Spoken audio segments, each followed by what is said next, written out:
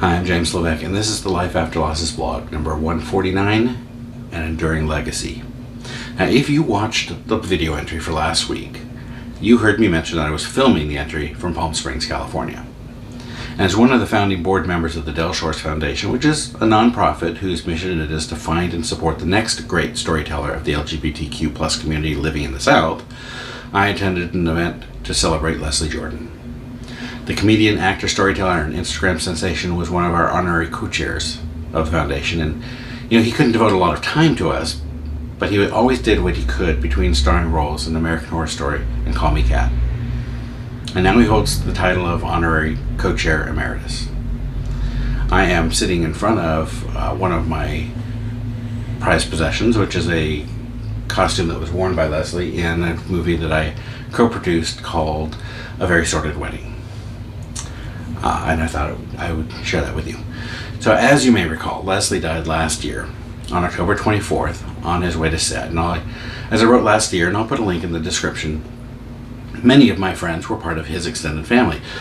The board and the foundation agreed to raise funds to place a star on the Palm Springs Walk of Stars for Leslie, and we did raise a lot of funds. We raised enough funds to not only fund the star and the ceremony, but also to provide a grant for this year's play winner of $10,000 in Leslie's memory. The legacy of Leslie Jordan just keeps going on and on. Now, there is a point to this backstory. And during the hour-long plus ceremony in the 104-degree Palm Springs sun, Leslie's last remaining family member spoke. Cricket Jordan is a diminutive version of Leslie, and she shared stories of their youth and their family, and she shared how their father once told Leslie that he had a light that should never be afraid to shine.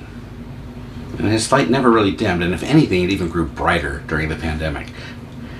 He provided the relief we all needed during that lockdown. And Cricket reminded us that he chose his legacy. He chose to support the causes he supported. He chose to be a sober sponsor to so many in AA, and he chose to help animals. And he chose to be unapologetically himself because he couldn't hide who he and what he was. And Cricket also paused and asked us to choose our legacy, to think about what we want our legacy to be, and to move toward it.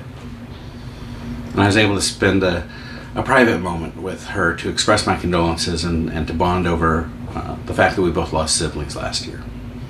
And I thought sharing and acknowledging her loss was important, not just who her brother was to the world, but her loss. And she thanked me for my work. So, mission accomplished. Anyway, last week I talked about choices and making the choice of how we want to live. And we can do that with loss when we're ready to release the grip of pain. And no, it is not easy.